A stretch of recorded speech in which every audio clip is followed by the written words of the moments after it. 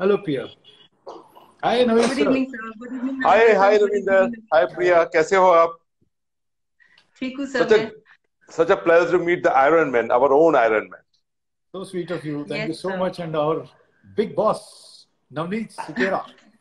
Man. Good to be with you. Ravindra sir, Yes, nice sir. To see you again and Navneet sir, welcome to our session. या and आज के session के लिए I was really looking forward because Ravindra sir, let me tell you, I am also from Uttar Pradesh and since my birth I have heard a lot of stories, and Navneet sir stories has inspired me, and everybody knows him. Everybody knows him in UP. There's nobody who must be not knowing that who is Navneet sir. He's pride Okay, of sir. our batch, 96 batch. And Sir, Priya, you both are actually. यहाँ पर यहाँ पर this Ravinder guy, he is very modest. मैंने इसको हालांकि confess करा इसके सामने। जब मैं वर्कआउट कर रहा होता हूँ और मेरी स्थिति आती है कि I feel like giving up, तो उस वक्त एक इंसान का चेहरा मेरे जहन में आता है, वो था Ravinder. I think of Ravinder, oh my goodness, this man is an Iron Man who never looked like an Iron Man, but look at the willpower. ये तो आयरन का स्टील मैन कहना चाहिए इसको। एंड सडनली आई नो, आई जैसे ही मुझे लगता है मैं गिव अप करने वाला हूँ, I think of him and I will never give up. And दोबारा से मैं पूरा वर्कआउट करके ही उठता हूँ। सो माय वर्कआउट सेशन की जो एनर्जी है, उसका source is Ravinder Singhal. So sweet of you. So sweet of you. Thank you so much. Honestly speaking, this is true. मैंने तुमको पर्सनली Yeah, मिलके बोला था, फोन पे he भी has बोला था। told me many times, many and times मैं तुमको बोलता I'm हूँ इस बात को। privileged. I'm privileged. Navneet, so nice of you. Sir, I think actually आप बहुत सारे यूथ की इंस्पिरेशन है, रविंद्र सर स्पेसिफिकली, बिकॉज जब हम लोगों को, जब आज के यूथ को भी उतनी एक मोटिवेशन नहीं होती है कि उसे उठ के एक छोटा सा वर्कआउट करना है या फिर रनिंग करने जाना है, और उस जगह पे आप अपने इतने बिजी स्केड्यूल से अपना टाइम निकाल के और अपने आप पे इतना ज्यादा इन्वेस्ट करते हो, तो वो बहुत बड़ी चीज है। Thank you. Honestly, Thanks. Honestly. So, sir, Navneet sir, I would like to start this session from you. कि या मुझे आपकी स्टोरी पता है कि आप यूपी के एक बहुत ही छोटी सी गांव से बिलोंग करते थे, और आपने फर्स्ट टाइम सिक्स क्लास में जब आप बाहर टाउन में गए, उसके बाद आपने फाइनली एबीसीडी सीखना स्टार्ट करा, और धीरे धीरे हाँ। कैसे कैसे चीजें चेंज हुई। तो वो जो लड़का जो यूपी के गांव से आया था, और उसके बाद वो फाइनली आईआईटी रुड़की में गया, एंड देन उसके बाद वो आईपीएस में आया, the best institution and then the best service. तो ये जर्नी कैसे बनी, कैसे धीरे धीरे आपके मन में ये ख्याल आया कि मुझे आईआईटी में जाना है, फिर मुझे आईपीएस में जाना है? प्रिया, टू बी वेरी ऑनेस्ट, ये क्वेश्चन का आंसर मैं इतनी बार कर चुका हूँ कि मुझे लगता है ये क्वेश्चन पेपर आउट हो गया है। मुझे तो इस पे कुछ दिमाग लगाना नहीं पड़ता है बोलने के लिए। It's out question paper for me. बिल्कुल ईमानदारी से बताओ, सभी बच्चे यहाँ सुन रहे हैं मेरी बात को, कभी सोचा नहीं था कि हम ये करेंगे वो करेंगे। बस एक बार में एक स्टेप आगे बढ़ते थे। कोई रास्ता दिखाने वाला नहीं था, कोई गाइड नहीं था कि देखो ऐसा करो तो ऐसा होगा, ये बताने वाला कोई था नहीं। तो खुद ही एक कदम आगे बढ़ते थे, फिर इधर उधर देखते थे, लोगों को देखते थे, पियर्स को देखते थे, या किसी की कहानी सुनने को मिल जाती थी तो उससे मोटिवेट होते थे कि नहीं हम भी कुछ करेंगे। तो बहुत छोटे छोटे ड्रीम्स लेके आगे बढ़े। मैं बिल्कुल ईमानदारी से बताऊंगा, क्योंकि see now we have reach to the level of EDG और पूरी job up towards the fag end है। तो अब एक टाइम आता है कि जब आप अपनी बात को बताएं और गिविंग बैक का समय है। तो जैसे ही रविंदर भाई ने मेरे को बोला कि इसमें आना है, तो मैं इमीडिएटली तैयार हुआ, क्योंकि सी हम लोगों को जो कुछ मिला है इसी सिस्टम से मिला है। ये सिस्टम करप्ट हो, खराब हो, जैसा भी हो, लेकिन फिर भी दिया तो इसी ने है। इसी सिस्टम की बदौलत हम यहाँ तक पहुंचे हैं। तो इसमें इतनी खामियां भी नहीं है जितनी हम समझते हैं। तो जो बात आपने पूछी, आईआईटी का तो मैंने नाम ही नहीं सुना था। आप बात कर रहे हैं कि आईआईटी में जाने का प्लान कैसे बनाया, तो उसका तो नाम ही नहीं जानते थे। ट्वेल्थ पास कर लिया हिंदी मीडियम से। मैं आपको बताऊं, मैं बिल्कुल विशुद्ध हिंदी मीडियम से पढ़ा हुआ हूँ, जहाँ पे फिजिक्स में व्यतिकरण, अनुनाद और ये सब हम लोग पढ़ा करते थे। तो मुझे आज भी हिंदी की सारी टर्मिनोलॉजी याद है, और हिंदी में ही सारा सब कुछ पढ़ते थे।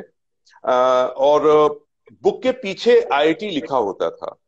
तो कई बार पूछा अपने टीचर से कि सर ये आईआईटी के क्वेश्चन, ये आईआईटी क्या कौन सा एग्जाम होता है? तो हमारे टीचर लोग कहते थे ये तुम्हारे बस की बात नहीं है, इसे छोड़ो, यूपी बोर्ड पे ध्यान दो।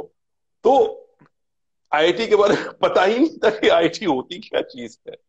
तो कभी सोचा नहीं, बस बचपन में मेरे फादर मुझे पढ़ाते थे, तो उनका एक ड्रीम था कि मेरे बच्चे की हाई स्कूल में फर्स्ट डिवीजन आनी चाहिए। That was the only dream, इससे बड़ा नहीं था, टॉपर शॉपर नहीं, फर्स्ट डिवीजन आनी चाहिए। तो that would be a great achievement, क्योंकि मेरे गांव में तब तक किसी की फर्स्ट डिवीजन आई नहीं थी। तो उनके लिए सबसे बड़ा ड्रीम ये था। सी, ड्रीम्स रिलेटिव होते हैं, ड्रीम्स आर नॉट एब्सोल्यूट। हम लोग जो ड्रीम करते हैं वो रिलेटिवली करते हैं। तो उनका ड्रीम सिर्फ ये था कि बस अगर if my son gets first division, that would be super awesome. तो उस वक्त मेरा भी दिमाग उतना ही चलता था, फर्स्ट डिवीजन लानी है, किसी भी तरीके से हार्ड वर्क करके फर्स्ट डिवीजन आ जाए, that would be super awesome. उसके बाद फिर ट्वेल्थ किया। ट्वेल्थ में भी वही ड्रीम था, बस फर्स्ट डिवीजन आनी है। तो फर्स्ट डिवीजन आना ही अपने आप में एक बहुत बड़ा अचीवमेंट था हमारे लिए। वो जैसे आजकल के बच्चे 98%, 99%, उतना तो हम कभी, मतलब सपने में भी क्या, वाइल्डेस्ट ड्रीम में भी नहीं कभी सोचा कि that we could be that. एक स्कूल का नाम सुना करते थे, सिटी मॉन्टेसरी के बच्चे बहुत बड़े बड़े होते हैं, बहुत ही स्मार्ट बच्चे होते हैं, वो यूपी लिस्ट में आते हैं। तो सिटी मॉन्टेसरी स्कूल हमारे ड्रीम होता था, कभी लखनऊ गए ही नहीं थे तब तक। तो we never thought of it. उसके बाद लाइफ आगे बढ़ी। ट्वेल्थ के मार्क्स यूपी बोर्ड के तो आप जानते हैं बहुत कम आया करते थे उस जमाने में। और यूपी बोर्ड के मार्क्स और सीबीएसई बोर्ड के मार्क्स से 20% का फ्लैट डिफरेंस हुआ करता था, 20 to 25%। तो यूपी बोर्ड का टॉपर 80% पे होता था, उधर 99%। तो फिर मैंने कोशिश की कि मैं कहीं एडमिशन ले लूं, क्योंकि मेरी पढ़ाई जहां पे मैं कर रहा था वहां पर बीएससी नहीं था। The district headquarter where I did my 12th from Etah, government inter college एटा से मैंने अपना 12th किया है। तो वहां पर कोई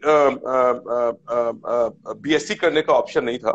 तो बीए करना, मतलब बीए के सब्जेक्ट मेरी समझ में नहीं आते थे, मुझे मैथ्स फिजिक्स समझ में आती थी, तो मुझे साइंस स्ट्रीम ही पढ़ना था। तो फिर उसके बाद मैंने कोशिश की कि मैं एडमिशन लूं कहीं पे। तो कई जगह फॉर्म वॉर्म लेने गए। तो एक बड़ी अच्छी बात यह रही कि मैंने इस बात को कहा भी है कि अगर आप कुछ करने की कोशिश करेंगे ना, कुछ करना चाहते हैं और कुछ वाकई बड़ा करना चाहते हैं, आप बड़ा सोचते हो, बड़ी कभी कभी मुंह से बड़ी बात निकल जाती है, तो आपके आसपास के लोग जरूर आपका मजाक उड़ाएंगे, ह्यूमिलिएट करेंगे, ये होना तय है। अगर आप कुछ अच्छा सोच रहे हो, कुछ क्रिएटिव सोच रहे हो, कुछ नया करने की सोच रहे हो, तो मजाक तो बहुत उड़ता है। और मेरे साथ भी यही हुआ, हर कदम पे एक मजाक उड़ता था। इंग्लिश बहुत खराब थी, क्योंकि हिंदी में माध्यम से मेरी पढ़ाई हुई, और हमारे टीचर्स भी जो थे उनकी भी जो प्रोनाउंसिएशन था वो इतना ऐसा था कि जब हम लोग उसको बोलते थे तो पूरा क्लास हंसता था। हम समझ ही नहीं पाते थे ये हंस क्यों रहे हैं, मतलब मैंने तो ठीक ही बोला है, बिकॉज हमने वही सुना था, हमने वही सुना था और वही हम बोल रहे हैं, तो उसमें गलत। जैसे for example even in Roorkee में इंजीनियरिंग क्लासेस में भी मैं इक्वेशन को बोलता था यूकेशन, क्योंकि हमने 10th and 12th में हमारे टीचर्स यूकेशन बोलते थे, यूकेशन नंबर 1, यूकेशन नंबर 2, हम भी वही बोलते थे। तो ऐसी गलतियों पे जो हमारे साथ के लड़के होते थे बहुत हंसते थे। तो हम लोग पास सिवाय खिसियाने के और कोई ऑप्शन नहीं होता था, क्योंकि हमें बताने वाला भी कोई नहीं था कि तुम ये गलत बोल रहे हो। सो आपको खुद ही सोचना पड़ता था कि हम कहाँ गलत बोल रहे हैं। तो जगह जगह स्टेप स्टेप से गलतियां होती हैं, आप सीखते हो।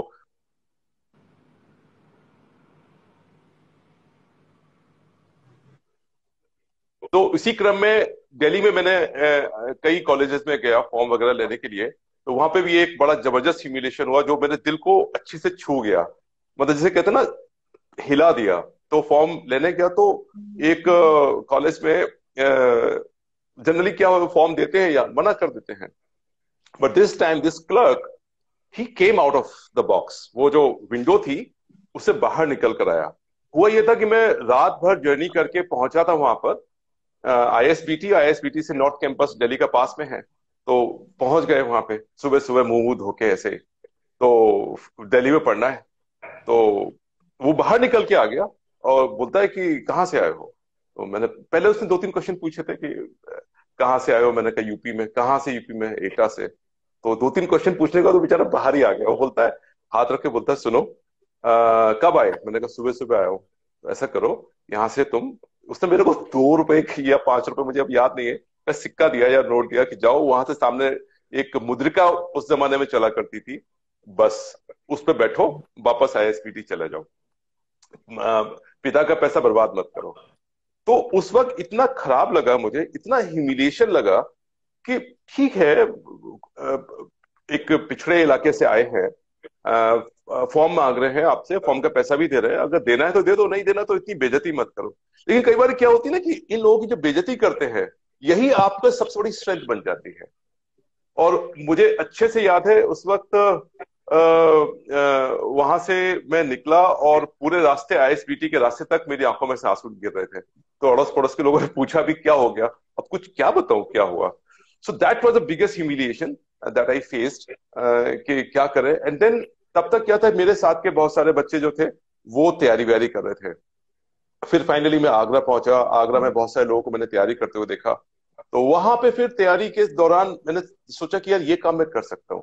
तो फिर उनसे मैंने किताबें ली, बहुत मतलब किताबें खरीदने लायक, मतलब honest, to be very very honest, जो कोर्सेज थे उस वक्त वो बहुत कॉस्टली थे मेरी पॉकेट के हिसाब से। तो उनको जीरोक्स कराता था मैं, एक बुकलेट को जीरोक्स करा लेता था 40 पैसे पर कॉपी के हिसाब से, उसको पूरा पढ़ लेते थे, फिर उसको वापस करके फिर नई मांग लेते थे। Friends were very cooperative. तो छोटी छोटी बुकलेट आती थी कोचिंग्स की, उनको पढ़ना शुरू किया और जुनून के साथ पढ़ाई शुरू करी।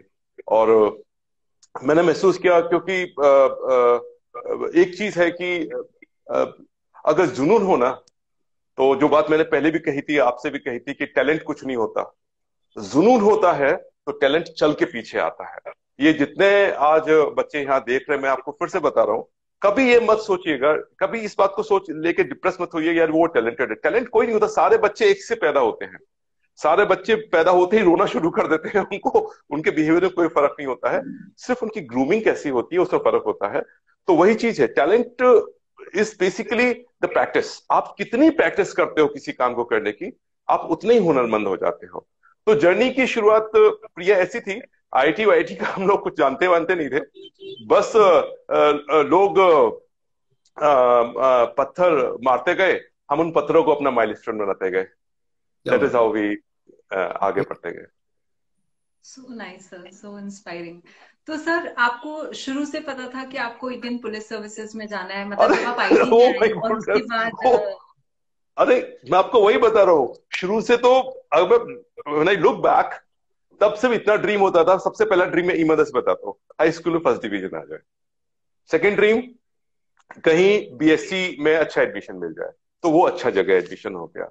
उसका ड्रीम ये था कि अब जब रुड़की में पहुंच गए तो लगा अब जॉब तो पक्का मिल ही जाएगा, अब तो जॉब पक्का मिल ही जाएगा। So job was the third dream, अच्छा जॉब मिल जाएगा। एंड जॉब के बाद ड्रीम था कि एक 4 व्हीलर खरीदेंगे, एक कार, उस जमाने में मारुति आ गई थी, तो एक मारुति ही थी बस, तो एक मारुति लेंगे और एक मकान फ्लैट में रहेंगे, जिंदगी कट जाएगी, बस दैट्स इट। इतना ही सोचा था, इससे ज्यादा नहीं सोचा। Really inspiring, sir. Sir, Ravinder sir, now I would like to ask you, although we know about this, but No, still मैं आपसे आज before you क्योंकि ask आप me, दोनों साथ में हैं। before you ask Priya, me something, I would like मैं रविंदर भाई के बारे में कहना चाहता हूं कि दिस मैन, इनको तो आयरन मैन से कहा जाता है, लेकिन मुझे इस कहना चाहिए दिस मैन इनसाइड से, ऊपर से तो ह्यूमन है बट अंदर से ये स्टील के बने हुए हैं। अगर आप जो हमारे व्यूअर्स उनको पता ना हो कि आयरन मैन होता क्या है, आयरन मैन उस टाइप का नहीं है सुपर कॉप, किसी को कह दिया तो सुपर कॉप बन गया। Iron Man is a competition जो इंटरनेशनली होता है, और उसमें दुनिया भर के जो फिटेस्ट लोग होते हैं वो कॉम्पीट करते हैं। And it's not about your fitness, it's about your will power. बहुत ही टफ कंपटीशन होता है, और जो मैं बता रहा हूं जरा आप उसके बारे में सोचिए। ये शुरुआत होती है इसकी 4 किलोमीटर स्विमिंग से, 4 किलोमीटर स्विमिंग करनी है आपको, उसके बाद 180 किलोमीटर्स आपको साइकिल चलानी है, 180 किलोमीटर्स लगातार नॉन स्टॉप। इसकी 3 इवेंट होती हैं, और उसके बाद जब आप खुद सोचो, 4 किलोमीटर स्विमिंग पूल के 2 चक्कर नहीं लगते हैं, 4 चक्कर लगाने में लगता है कि हमने जैसे माउंटेन एवरेस्ट पे चढ़ाई चढ़ रही हो। अचीवमेंट समझते हैं हम लोग अगर 4 लेंथ लगा लेते हैं तो। But look at the will power, 4 kilometres, और वो भी कंपटीशन कौन सा, सारे यंगस्टर्स, 20-20, 22-22, 24-24 साल के लड़कों के साथ। रविंद्र भाई, आपने किस एज में किया था? मैंने 50+ में किया था। Oh my goodness, oh my goodness. चरण कहाँ है आपके दादा? चरण कहाँ है दादा? Oh my goodness. सी प्रिया, मैं ये कहता हूं, ये होती है इंस्पायरिंग थिंग। तो मैं उसके बाद जो मैं बात बता रहा था, 4 किलोमीटर्स की स्विमिंग, 180 किलोमीटर्स की साइकिलिंग लगातार, बीच में कोई स्टॉप नहीं है, बिल्कुल कंपटीशन है, टाइम टाइम आपका स्टॉप वॉच चल रही है। उसके बाद जो आप सब कर चुके होते हैं, 42 किलोमीटर्स की मैराथन, और हर एक की टाइम लिमिट होती है, अगर उससे आपने ज्यादा किया तो आप डिस्क्वालीफाई हो जाते हैं। इन सब करने के बाद 226 किलोमीटर की आपकी टोटल जर्नी होती है, आपको डिक्लेयर करते हैं iron man. And look at this man, he is competing with the kids of with his own kids, अपने बच्चों की उम्र के लोगों के साथ कॉम्पीट कर रहे हैं। सो सी, ये विल पावर, इस विल पावर का अगर आधा भी, जो हमारे आज व्यूअर्स बच्चे से देख रहे हैं, इस विल पावर का अगर आप आधा विल पावर से भी एग्जाम दे देंगे ना, तो सिविल सर्विसेज यूं निकल जाएगा। आपको सिर्फ एक विल पावर की जरूरत होती है, डिटर्मिनेशन की जरूरत होती है, और डिटर्मिनेशन की प्रतिमूर्ति है Ravinder. I want to listen more about your journey Ravinder. Sir actually mostly Ravindra sir, हम लोग हमेशा सुनते आ रहे हैं, और आप हमारे साथ काफी बार यहाँ पे रहे हैं, और उसके बाद हमें सिर्फ लगता था कि आयरन मैन का एक टाइटल मिला है। आज जब सर ने उसको फिर से पूरा एक बार ब्रीफ कराया ना कि आयरन मैन का टाइटल मिलता कैसे है, तो वो इमेजिन भी नहीं हो रहा है कि हाँ। ऐसा हो भी सकता है, ऐसा कोई कर भी सकता है। कोई कर भी सकता है, that to 50+। Exactly.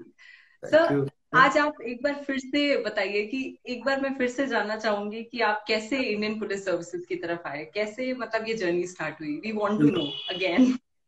Thank you so much. और मैं थोड़ा सा 2-3 मिनट लेना चाहूंगा। मेरे दोस्त हैं, मेरे भाई हैं नवनीत, और जिस तरह की इन्होंने स्ट्रगल बताई, all those viewers who are listening today, my humble request to all of them is कि आप इससे क्या सीख रहे हैं? इससे ये सीख रहे हैं कि resources should not be the crunch, कि मेरे पास में ये नहीं है, मेरे पास में वो नहीं है। आपका विल पावर और डिटर्मिनेशन आपको वहां तक लेके जाता है। जैसे नवनीत सर ने बताया कि आप आप अगर डिटर्मिन्ड हैं कोई चीज करने में, जैसे फॉर एग्जांपल आयरन मैन के बारे में मैंने बोला, आप डिटर्मिन्ड होने चाहिए, आपका गोल क्लियर होना चाहिए, फिर आप रास्ते आपको मिल जाते हैं, जैसे इन्होंने अपनी जर्नी में बिल्कुल बताया। वो बहुत इंपॉर्टेंट चीज थी, ये मैं दोबारा से दोहराना चाहूंगा कि कोई बोल नहीं सकता कि मेरे को ये मैं आईपीएस या यूपीएससी क्लियर करूंगा, कोई नहीं बोल सकता। शुरू से हम लोग सब बराबर होते हैं, जैसे नवनीत सर ने बताया।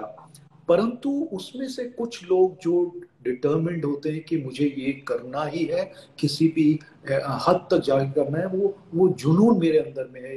ये मैं दोबारा से ये रिपीट कर रहा हूँ। मैं क्यों आईपीएस में, कैसे और क्यों पुलिस ही मैंने प्रिफर किया, क्योंकि मेरे डैड पुलिस सर्विस में थे, और मैं पुलिस लाइन में मेरा जन्म हुआ। वहाँ पुलिस लाइन में एक कल्चर ही था कि पुलिस वहाँ पे, उस टाइम तो बहुत पुरानी बात है जब लोग करते थे, बहुत आवाजें भी आती थी रात को। मैं बोलना नहीं चाहता क्यों आती थी क्रिमिनल्स की आवाजें, तो वो आप सब समझदार हैं। वैसे माहौल में मैं देख के बड़ा हुआ, और इंजीनियरिंग किया बाद में दिल्ली कॉलेज ऑफ इंजीनियरिंग से। और फिर जो है 90 से मैंने 3 साल नौकरी भी की, मैं गेल में था, और उसके बाद 1 साल प्राइवेट सेक्टर में भी था। परंतु ये कि नहीं, मेरा मेरा गोल कुछ और है, मुझे कुछ और करना है। तो वो हम सब करते हुए उसके लिए पढ़ाई की। हर एक की अपनी अपनी जर्नी रहती है। रिसोर्सेज कुछ के पास ज़्यादा होते हैं, सो कॉल्ड, कुछ के पास कम होते हैं, मगर उन सब में एक चीज़ कॉमन होती है, उनकी जो विल पावर है वो कॉमन होती है सबकी। और वो विल पावर के आधार, क्योंकि आपके पास बहुत सारे रिसोर्सेज हैं तो भी आप क्लियर नहीं कर सकते। अगर आप किसी चीज में कम पढ़ रहे हैं, कि आप खुद से झूठ नहीं बोल सकते। आप बैठे हुए काफी घंटे पढ़ रहे हैं, बट आप रियली में पढ़ रहे हैं कि नहीं, और आप कैसे पढ़ रहे हैं, स्मार्टली पढ़ रहे हैं कि नहीं, ये सारी चीजें उसमें बहुत मैटर करती हैं। तो इसी तरह से ये जर्नी रही मेरी। 12th के बाद में इंजीनियरिंग किया, इंजीनियरिंग के बाद में नौकरी, और साथ में मैंने जब ये शुरू किया तो फर्स्ट उसमें हमारा नहीं हुआ था, सेकंड में भी नहीं हुआ था, फिर जो है थर्ड उसमें मेरा ये हुआ इसमें सिलेक्शन। और फॉर्चुनेटली हम लोग साथ में थे। उसके बाद में ट्रेनिंग का हम बाद में शेयर करेंगे किस तरह से हुई, but before that I would like to tell you that he is one of the most decorated officers we have today with us. सिर्फ ये नहीं कि इनके ऊपर भोकाल जो कि सेकंड लार्जेस्ट ओपनिंग जिसको मिला है वो हमारे साथ आज स्पीकर जो हैं उनको मिला है। सब ओटीटी जो प्लेटफॉर्म्स हैं सबको अगर हम गिनते हैं तो उसमें इनको मिला है। तो ये सेकंड सीजन चल रहा है, परंतु इसके अलावा भी पुलिस मेडल हो, प्रेसिडेंट पुलिस मेडल हो, गैलेंट्री मेडल हो, ये सब चीजें नवनीत जी को मिली हैं। और सबसे बड़ी चीज जो है, सब लोगों का एक एम रहता है, अभी यूपी से है, कि मैं लखनऊ के मैं एसपी बनूं, जो हमें आईपीएस ऑफिसर हो या कोई भी है। तो ये यंगेस्ट ऑफिसर थे वहां के, और बाकी काम तो आप सबने सुना ही है कि किस तरह से इन्होंने काम किया है, किस तरह से क्रिमिनल्स को डीक्रिमिनलाइज किया या उस एरिया को डीक्रिमिनलाइज किया। ये बहुत सारी ये अच्छी चीजें जो मैं आपको बताना चाहता था इसमें। यस नवनीत। नवीन भाई, मैं एक बात चाहता हूं कि आप लगातार आपने अटेम्प्ट किया फर्स्ट, सेकंड एंड थर्ड, तो उस बीच में बहुत डिमोटिवेशन आता है, कई बार फीलिंग ऑफ फेलियर आती है, लगता है नहीं होगा हमसे। तो और पढ़ते जब तैयारी करते तब भी कई बार मन में आता है नहीं होगा, छोड़ो यार, इतने इतने बड़े बड़े कॉलेज के टॉपर शॉपर उसको एग्जाम देंगे, हम कैसे कर पाएंगे। तो उस फीलिंग को आप कैसे बीट करते थे? ये चीज हमारे जो एस्पायरेंट्स है उनको बहुत मदद करेगी कि जब आप नेगेटिव थॉट्स आपके मन में बहुत ज्यादा आने लगते हैं, उनको कैसे काउंटर करें, और स्पेशली आज के माहौल में जबकि डिस्ट्रैक्शंस बहुत ज्यादा हैं हमारे पास। जब हम लोग थे तो डिस्ट्रैक्शंस बहुत कम थे। आज की डेट में एक नया चैलेंज है कि डिस्ट्रैक्शंस भर भर के आपके पास आ रहे हैं। साथ में फायदा भी है कि इंफॉर्मेशन भी बहुत आ रही है। हम लोग के पास इंफॉर्मेशन नहीं हुआ करती थी, हम लोग नोट्स ढूंढा करते थे। आज की बेस्ट मटेरियल अवेलेबल है इनके पास इंटरनेट पे, तो उसके फायदे भी है, नुकसान भी है। तो आपकी एडवाइस क्या होगी कि नेगेटिव थॉट्स को कैसे काउंटर करें? तो नेगेटिव थॉट्स जो मैं आज भी देखता हूँ, क्योंकि आज हम जिस समय से कर रहे हैं बहुत सारी प्रॉब्लम्स होती हैं आप पे। सब लोग चाहते हैं कि पब्लिक भी चाहती है, हमारे सीनियर्स भी चाहते हैं कि हमारा परफॉर्मेंस अच्छा हो, हम लोग अच्छे से ये करें। तो परफॉर्मेंस सभी को चाहिए, परंतु उस समय जो मैं आज यूज कर रहा हूँ, मैं मेडिटेशन टेक्निक्स में जो मैं आज करता हूँ, विजुअलाइजेशन, उस समय भी मैं करता था ये सब चीजें कि मन में क्लियर था कि ये मेरे को, ये मेरा गोल है और ये मुझे करना है। ट्रस्ट में नवनीत, आपने भी किया होगा कि जब हम पढ़ने के लिए बैठते तो सब चीजें भूल जाते थे। कौन रिश्तेदार कौन घर में आ रहा है, कौन क्या कर रहा है, ये सब चीजें हाँ, बिल्कुल करेक्ट कुछ चीज डिस्ट्रैक्ट नहीं करती थी। और करेक्ट टीवी वगैरह हम नहीं देखते, मैं नहीं देखता उस टाइम टीवी, मैं रेडियो करेक्ट। सुनता था, स्पॉटलाइट प्रोग्राम आता था। तो जब जब हम पढ़ के थक गए हैं तो उस टाइम पे स्विच करते रहते थे। जैसे मैं पढ़ रहा हूँ तो सब्जेक्ट चेंज कर लिया, टॉपिक चेंज कर लिया, या कभी रेडियो सुन लिया। उस टाइम पे मैं कुछ कैसेट्स भी थी जो मिलती थी उस टाइम मार्केट में, तो उसमें उसमें ये क्वेश्चंस होते थे, तो क्वेश्चंस का आंसर तो वो दिमाग में बैठते हैं। जो आप आंख बंद करके आप सुन रहे हैं ना, तो सुनी हुई चीजें जब कोई हम डिस्कशन में होती हैं वो बहुत मैटर करती हैं। तो ये चीजें मुझे लगता है कि बहुत अच्छी तरीके से आज भी यूज की जा सकती हैं। बेशक हम, जैसे अब नवनीत सर ने बताया कि हम जैसे यूट्यूब पे मैं देख रहा हूँ, वहां डिस्ट्रैक्ट होता है, वो देख रहा है तो नेक्स्ट एकदम से होता है कि मैं कुछ और देख लूँ, या हम अपने आप ही दूसरे उस पे सब्जेक्ट पे या टॉपिक स्विच पे कर चले। जाते हैं। ये जो है, ये इस चीज का ध्यान रखना बहुत जरूरी है। डिस्ट्रैक्ट करते हैं बहुत सारी चीजें। तो मैं इस तरह से मेरी जर्नी रही। नवनीत, आप कुछ ऐड करना चाहेंगे इसमें? मैं एक चीज मैं बताना जरूर चाहूंगा कि डेली पढ़ाई में मैं अपना एक टारगेट बनाता था, कि फॉर एग्जांपल मेरा टारगेट हुआ करता था, मुझे 50 पेजेस, A4 साइज के जो पेजेस होते हैं, मुझे 50 पेज भरने हैं। मतलब मुझे 50 पेज लिखना है। अब चाहे जैसे भी लिखो, 50 पेज मुझे लिखने हैं।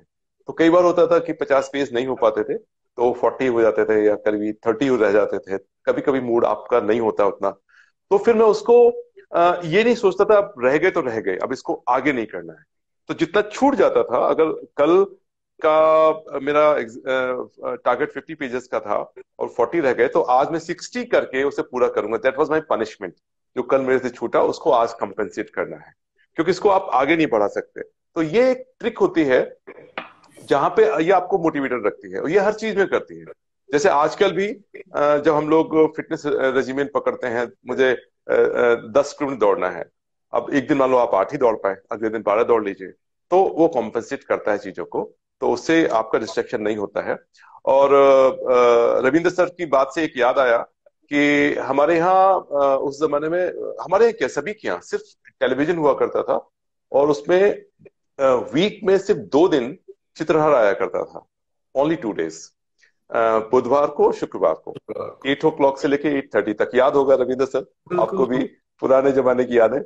और हम लोग बेसब्री से इंतजार करते थे कि आज हमको बुधवार वाले दिन शाम को कुछ सॉन्ग्स देखने को मिलेंगे। तो मैं भी देखने जाता था, कई बार बोर हो जाते थे तो चलो ठीक है देख लेते हैं, लेकिन 1-2 सॉन्ग देखने के बाद अंदर से ऐसा लगता था, गिल्ट फैक्टर आता था, अरे तू टाइम वेस्ट कर रहा है। तो अच्छा गाना चल रहा है, पता चला अमिताभ बच्चन का गाना चल रहा है, और उस जमाने में क्या होता था, पूरे मोहल्ले के लोग आके देखा करते थे, 10-20 लोग बैठे हुए हैं ड्राइंग रूम में, सब लोग बैठ के ऐसे करके देख रहे हैं, और मैं भी आके देख रहा हूँ, और एक गाना देखा और अगले गाने के बीच में उठ के चला गया। तो लोग मुड़ के देखते थे, यार ये पागल आदमी है, इतना अच्छा गाना चल रहा है अमिताभ बच्चन का, इसको भी छोड़ के चला गया। तो कई बार लोग मेरी माँ से भी मजाक करके पूछ लेते थे कि बहन जी आपका लड़का मतलब ठीक है, कोई हवा हवा तो नहीं है इसके ऊपर इसका बिहेवियर तो कुछ ऐसा ही है, एवे टाइप का बिहेवियर है इसका। तो ये जब आपके मन में जुनून इतना भरा हुआ होता है ना, कि टारगेट दिख रहा होता है, तो उस वक्त आप 5 मिनट भी खराब करते हो तो आपको गिल्ट आने लगता है कि नहीं यार ये मुझे नहीं करना है, मेरा टारगेट हुआ है, मेरा टारगेट हुआ है। और एक बात मैं बताऊं प्रिया आपको, जब जुनून सच्चा होता है ना, तो थकान नहीं होती यार, थकान होती ही नहीं। कितना भी पढ़ लो, कितना भी हार्ड वर्क कर लो, रात के 2 बजे भी माइंड ऐसा बिल्कुल फ्रेश रहता है कि थकान होती ही नहीं। अगर सच्चा जुनून आपके मन में है, टारगेट क्लियर है, तो थकान नहीं होती। लोग कहते हैं मैं थक गया पढ़ते पढ़ते, थकान नहीं होती। फिर मैं आपको अपने अनुभव से बता रहा हूँ, थकान नहीं होती। Carry on to Ravindra sir. Yes, please.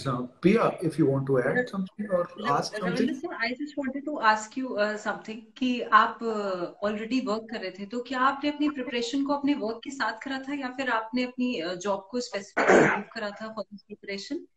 नहीं, मैं उस टाइम पे पढ़ रहा था, परंतु जब लगा कि नहीं कम पढ़ रहा हूं मैं, तो फिर मैंने रिजाइन किया, और रिजाइन करके फिर मैं दोबारा से जो मैं गलतियां कर रहा था, जो मैंने कोचिंग ली थोड़ा इसमें, तो फिर उसमें जो भी था, मतलब मैं फिर लाइब्रेरी के लिए भी जाता था कभी बीच में। वहाँ पे साउथ कैंपस में हमारी लाइब्रेरी थी, उस लाइब्रेरी में मैं जाता था, उधर पढ़ता था। तो ये जो है ना, जो डिस्ट्रैक्शन है उसको कम करने के, आप जब बोर हो रहे हैं तो उस टाइम पे मैं उधर चला गया, तो वहाँ पे कुछ ग्रुप था, वो भी यूपीएससी की तैयारी कर रहे थे, तो उनसे बात करता था। तो इसलिए जो है मैंने गैप लिया, और गैप में मैंने इस तरह से दोबारा से कहाँ कहाँ मेरी गलतियां रह रही हैं, क्या मेरे को और करना चाहिए, ये सब चीजें जो लिस्ट बनाई और ऐड होता गया उसके अंदर। तो फिर वो जो भी कमियां थी वो पूरी उस टाइम पे हुई, और फिर मैं डेडिकेटेडली 100% मैं उसी के लिए कर रहा, और फिर नेक्स्ट ईयर उसमें मेरा सिलेक्शन हुआ।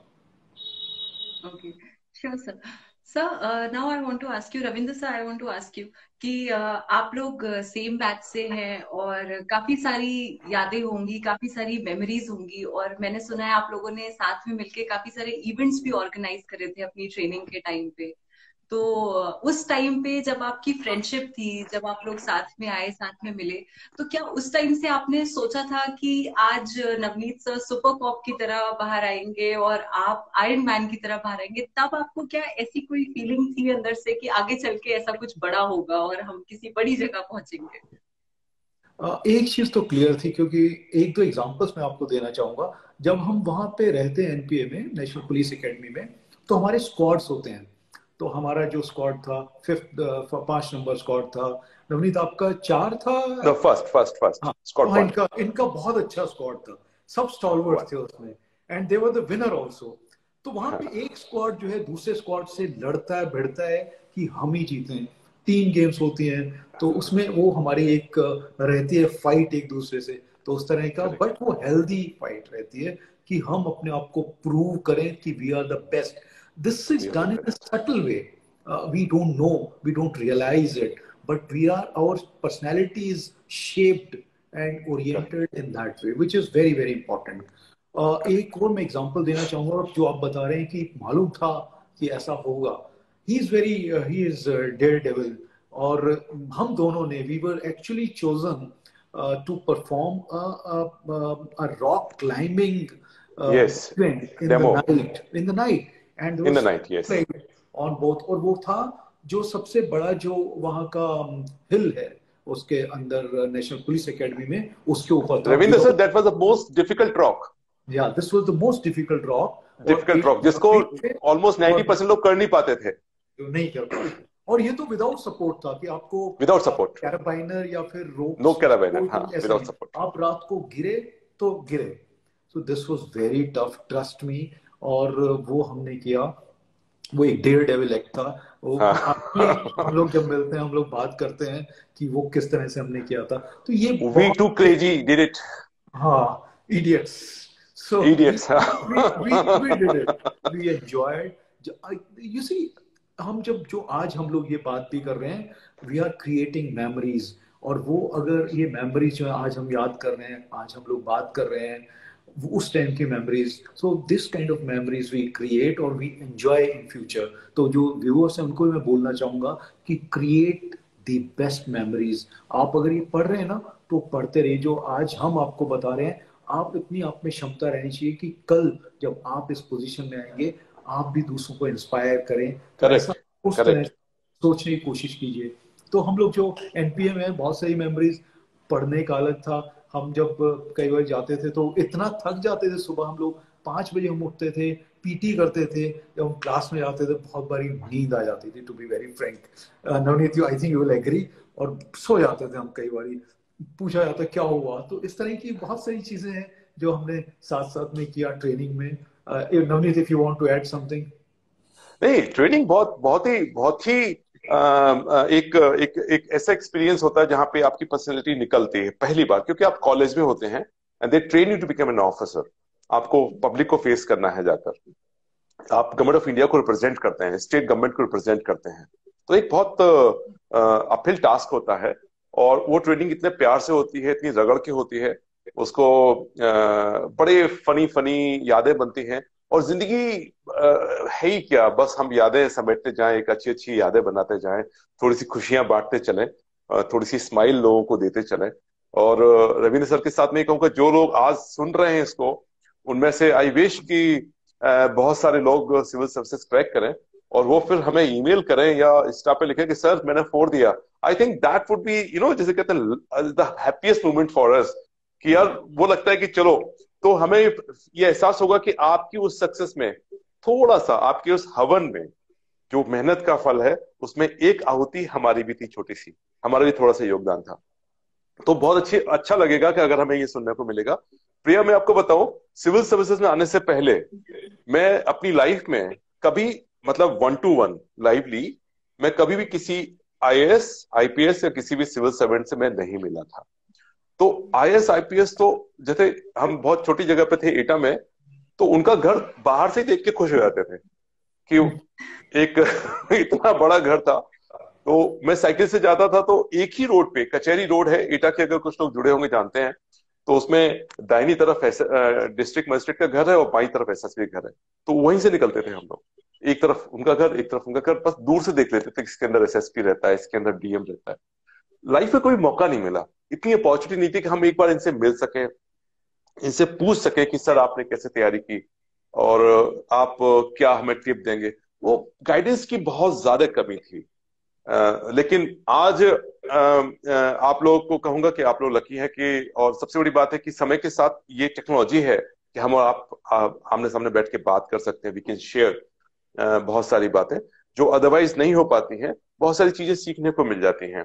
एक बात मैं बताना चाहूंगा, जो मैं हमेशा, जो मुझे भी टिप मिली थी, कि एग्जाम्स में पढ़ने से ज्यादा इंपॉर्टेंट होता है लिखना।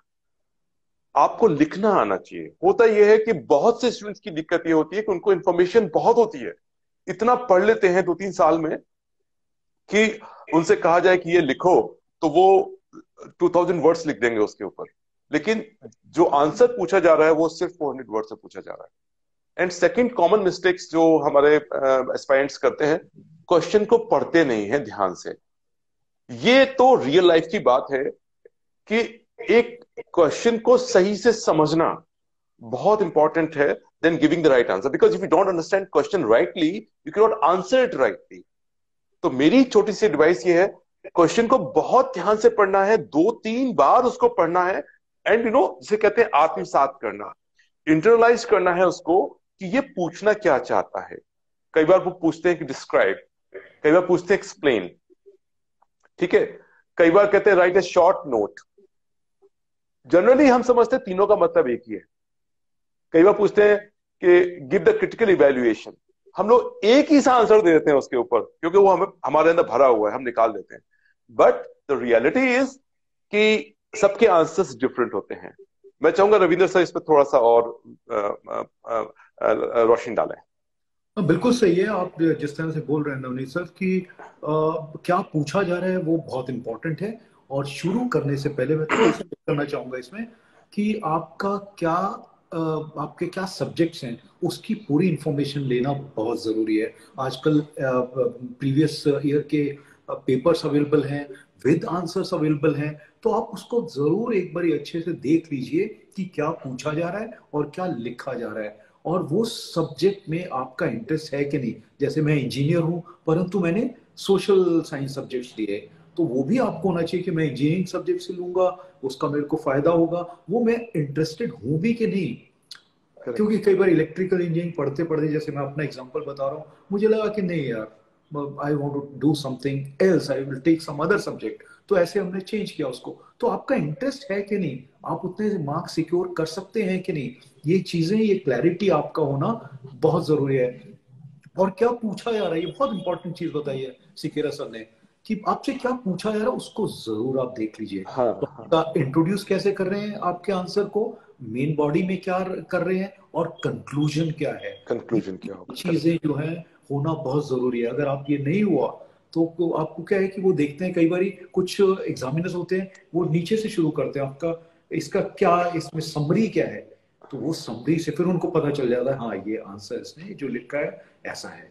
तो ये तो सब्जेक्टिव जो है, जो इलेबरेट जो अपने ऑप्शनल सब्जेक्ट के उसके बारे में बता रहे हैं। इसी तरह से हम प्रीलिम्स का भी जो है वो भी बहुत इंपॉर्टेंट है, कितना टाइम करेक्ट। क्वेश्चन, और कुछ तो सिर्फ हमको पास करना है, क्वालिफाई करना है, और जो हमारा जो मेन है उसके लिए कैसे करना है। तो ये सारी चीजें बहुत इंपॉर्टेंट है। मुझे इतना ही बोलना था, please. Okay, sir. Thank you, sir. Navneet sir, now I would like to ask you a question कि मैं खुद यूपी से हूँ और मैं जब से पैदा हुई हूँ तब से आपके बारे में सुना हुआ है मैंने। आप उस टाइम पे यूपी में आए थे और धीरे धीरे हमें सब कुछ पता है। और बाकी लोगों को आई थिंक आपकी जो वेब सीरीज आपके ऊपर आई उसका सीजन 1 आया, अभी सीजन 2 चल रहा है, भोकाल, उसके थ्रू पता चला हो, या फिर शायद उन्हें पहले से भी पता होगा। लेकिन मुझे इतना पता है कि आपने जो भी चीजें करी, आपने भी जितनी भी चीजें वहां पे यूपी में करी, जो भी आपकी अच्छी कर्म थे वहां पे, वो इस बेस पे नहीं थे कि आपको सीरीज में आना है या फिर आपके ऊपर कोई वेब सीरीज बनेगी। लेकिन कुछ तो मोटिवेशन रही होगी, कुछ तो मोटिवेशन होती होगी when ever you had something in front of you और आपको डिसाइड करना होता था, एक चॉइस करना होता था कि हाँ मुझे क्या करना चाहिए, तो उसके पीछे क्या मोटिवेशन होती थी?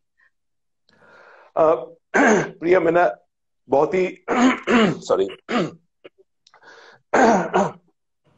सॉरी हाँ, मैंने बहुत ही सच्चे दिल से, ईमानदारी से आपको बात बताई कि एक एक स्टेप हम लोग आगे बढ़े हैं। मैंने तो सिर्फ जो बचपन का ड्रीम था, सिर्फ हाई स्कूल में फर्स्ट डिवीजन आ जाए, उसका अगला ड्रीम था 12th में आ जाए, फिर अगला था कि कहीं अच्छे कॉलेज में एडमिशन मिल जाए, फिर था कि कहीं जॉब लग जाए। That is the dream. ये कभी नहीं सोचा था कि आपकी कहानी इतनी अच्छी होगी कि लोग उसको देखना चाहेंगे, उसके बारे में सुनना चाहेंगे, या आप स्टेज पर माइक लेके खड़े होंगे तो आपको लोग वेट कर रहे होंगे, आपको आपकी बात सुनना चाहेंगे। ये तो जिसे कहते हैं ना, ये चीजें बियॉन्ड ड्रीम्स थी।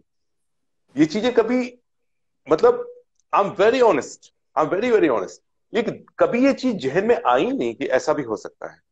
ये चीज कभी सोची ही नहीं। एक बस वही छोटी सोच, एक मिडिल क्लास की एक गाड़ी हो जाए, एक घर हो जाए, माता पिता को थोड़ा घुमाएंगे, दैट्स ऑल, इतना ही सोचा था।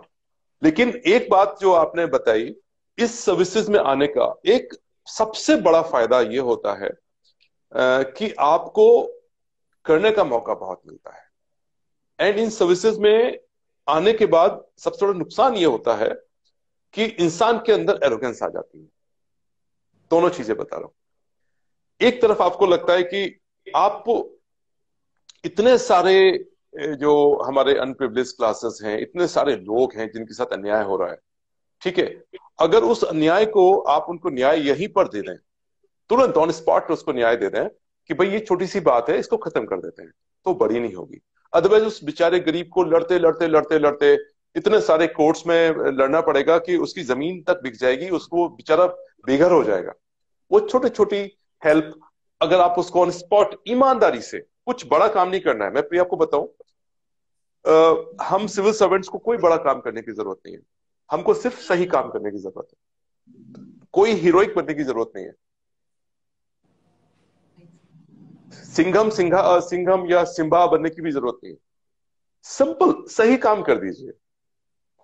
उतना करने भर से पब्लिक इतनी त्रस्त है कि अगर आप सही को सही कह देते हैं ना, as SSP, as district magistrate, तो लोग आपको हीरो बना देते हैं। सही को सही कहने का हिम्मत होना चाहिए, और वो इसीलिए होना चाहिए कि ईश्वर ने, परमपिता परमेश्वर ने आपको यहाँ पे चुना है।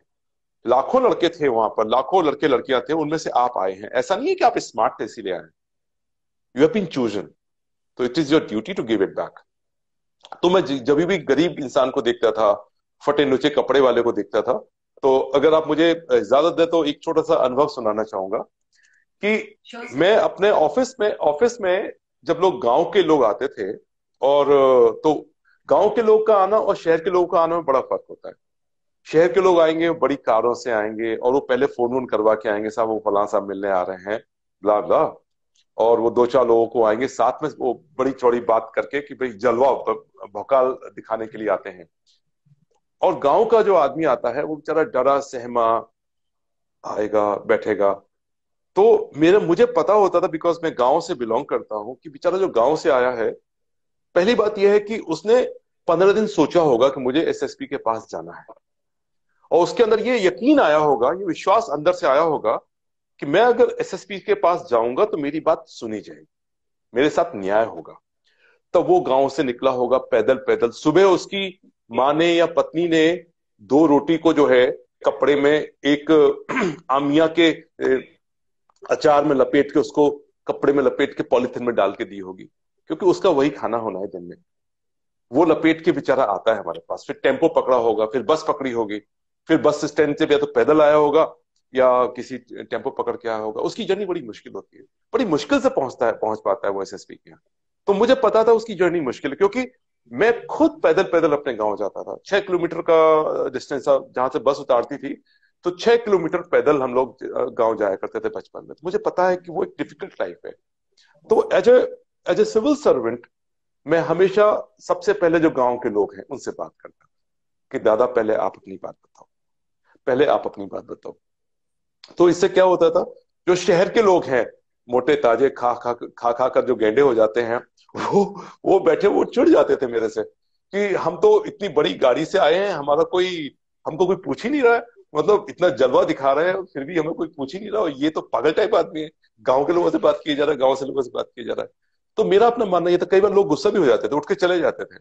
तो मेरा बहुत ही पोलाइट उनको रिप्लाई होता था कि सी मैं आपकी बात भी सुनूंगा, आप कार से आए हो, अगर आप जल्दी में हो तो आप चले जाओ, वापस आ जाना, आपको 5 मिनट लगेगा वापस आने में।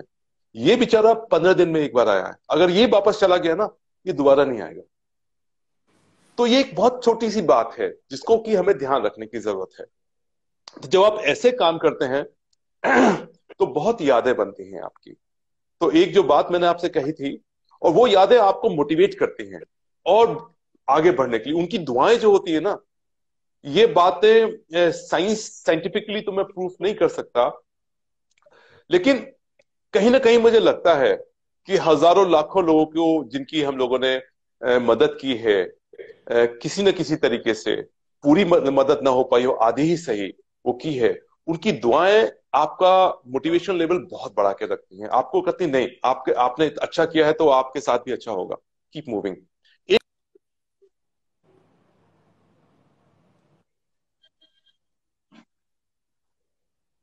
एक बुजुर्ग सा इंसान मेरे यहाँ आया, तो जनरली टेबल काफी चौड़ी होती है, तो वो धीमे धीमे बोल रहा था, तो उसकी आवाज भी साफ से नहीं आ रही थी। तो मैं अपनी चेयर छोड़ के उसके पास जाके बैठ गया। मैंने कहा दादा मुझे बताओ प्रॉब्लम क्या है आपकी।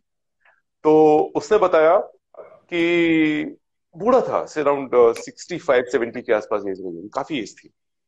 तो उसने कहा कि साहब अब मैं बूढ़ा हो गया हूँ, मेरा इकलौता लड़का है और उसकी शादी हो गई, और अब मेरा इकलौता लड़का मुझे रोटी तक नहीं देता है। अब यह सोचने वाली बात यह है कि ये प्रॉब्लम एसएसपी की नहीं है। एक पॉइंट ऑफ व्यू हो सकता है कि अरे भाई आपके लड़का आपको रोटी नहीं दे रहा तो मैं क्या करूं, I mean this is not my job. ठीक है, कोई एरेटिक आदमी होगा तो उसको बुरा भला भी कह देगा कि आपने ऐसे लड़के को पैदा ही क्यों किया। सी, आप कुछ भी कह सकते हो। Now another point of view is this कि आप एसएसपी हो। अब आप इसको ऐसे सोचो, वो बेचारा ये घर की बात, उसको रोटी नहीं मिल रही है, ये कहने के लिए इतनी दूर से यहां तक आया है, वो उस उम्मीद से आया है कि शायद ये एसएसपी इसका हल कर देगा। Look at the aspiration of that man. अगर आपकी पोजीशन ये एस्पिरेशन उनके अंदर पैदा कर रही है, बच्चों के अंदर ये एस्पिरेशन दे रही है कि आदमी जस्ट है, इससे बड़ा काम आप क्या कर सकते हैं।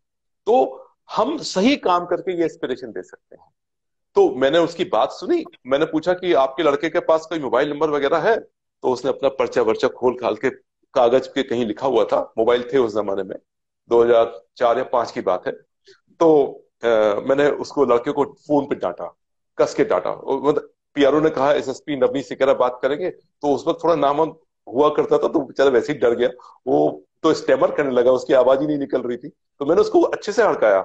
हमने कहा कैसे तुम लड़के हो, है तुम्हारा पिता तुमको कंधे में बिठा के, तुम्हारी माँ नहीं थी, बताया उसकी पत्नी की डेथ हो गई थी, जिंदगी में रोटी बना के तुमको खिलाया, अब वो बूढ़ा हो गया तो तुम रोटी नहीं खिला सकते उसको, कैसे बेशर्म इंसान हो तुम। मतलब खूब इस तरीके की मैंने उसको खरी खोटी सुनाई।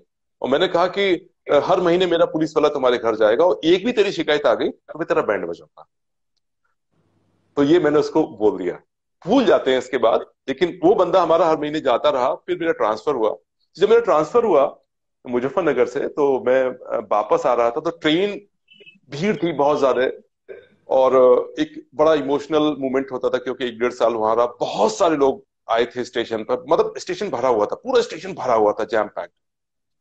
तो कई बार मुझे अंदर से फील हो रहा था कि जो है कितना प्यार मिला, और मैं जा रहा हूँ। 2-4 इमोशनल चीजें भी याद आई, but I control my emotions कि नहीं, इट्स ओके। आप यहाँ से लखनऊ जा रहे हो, इट्स गुड, आपको आपके काम की वजह से आपको लखनऊ का चार्ज मिल रहा है। तो शाम का टाइम था, 5-6 बजे की बात थी, हल्का हल्का डस्क शुरू हो रहा था। भीड़ खत्म हो गई, ट्रेन चल पड़ी। भीड़ से दूर जब मैं गेट पे खड़ा होकर ऐसे ऐसे सबको हाथ हिला रहा था, तो लास्ट में जाके I saw an old man. जब भीड़ खत्म हो गई उसके बाद वो खड़ा हुआ था, और वो वहां से ऐसे हाथ हिला रहा था। देन सडनली मेरे दिमाग में चमका, ऑलमोस्ट 30 सेकंड के बाद, अरे ये तो, मुझे लगा ये मैंने देखा हुआ है कहीं पे। तो मुझे याद आया कि ये तो वही बुजुर्ग हैं जिनको मैंने एक बार इनके लड़के को डांटा था। तो ये बात इतना अंदर तक मुझे, जिसे कहते हैं ना, इतना प्यार अंदर उमड़ आया मेरे अंदर, कि जो मैंने इमोशंस कंट्रोल किए हुए थे, मेरे से कंट्रोल नहीं हुए। मैं तुरंत गेट से अंदर आया, और वॉशरूम जो होता है ना ट्रेन के अंदर, उसमें घुस गया, और खूब आंखों में आंसू भर के रो लिया। किसी कि अगर हमारी लाइफ में, हम किसी की लाइफ में थोड़ा सा भी चेंज ला सकते हैं, थोड़ी सी खुशी बांट सकते हैं, कर देना चाहिए। And God has given this thing, God God has blessed us for such beautiful things. तो ये प्यारी प्यारे काम करते रहिए। इनकी दुआएं आपको हमेशा स्वस्थ रखेंगी, आपको खुश रखेंगी, और सबकी मदद करिए, आगे बढ़िए। That is the life. Savinder sir. Excellent, I was mesmerised. आप जिस तरह से बता रहे थे, इतने सारे एक्सपीरियंसेस होते हैं लाइफ में, अगर हम यस, उससे बताएंगे तो पूरा उसी पे चला जाएगा। एंड चला आई जाएगा। थिंक ये स्टोरीज बहुत इंपॉर्टेंट है बतानी, क्योंकि ये इससे आप इंस्पायर होते हैं। आईपीएस या आईएएस या कोई भी सर्विस का तंबा लगना is not important, it's not but आप इम्पॉर्टेंट, इट्स वहां नॉट पे इम्पॉर्टेंट। जाके जो सर्विस देते हैं ना, वो इम्पोर्टेंट। करेक्ट। उससे ही आपकी इमेज बनती है, उससे ही लोग आपको बार बार आके मिलते हैं, उससे ही आप जब उस जिले में दोबारा जाते हैं पूरी भीड़ हम्म। लगती है कि भीड़ हमारे लग जाती है। हमारे एसपी साहब, हमारे सिकेरा साहब, हमारे हमारे सीएम, हमारे ये वो बोलते हैं हमारे हमारे, कहते हैं। तो जब वर्ड हाँ आता है ना प्रिया हमारे हैं ये हाँ अपने, वो इतना अच्छा लगता है कि आप पूरे शहर के अपने हो जाते हो, उनके घर के लाडले हो जाते हो। That is the feeling. वो फीलिंग महसूस नहीं कर सकते अनटिल आप वहां पर हो।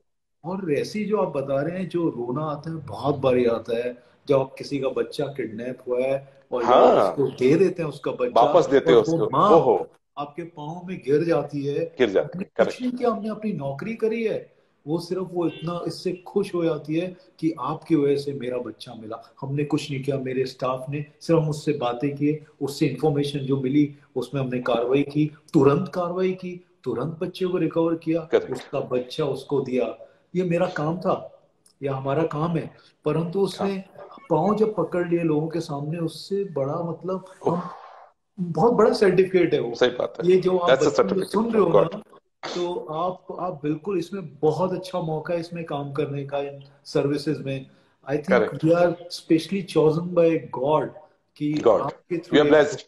विच इज सो वेरी इंपॉर्टेंट। तो आप बिल्कुल सही बोल रविंद्र रहे थे sir, Amit, absolutely. I am relating everything with you, whatever you said. Ravindra sir, मैं एक पर्सनल एक्सपीरियंस यहाँ पे बताना चाहूंगी, बिकॉज आप जैसे जैसे मैं सुनती जा रही हूँ, मतलब literally I am getting goose bumps.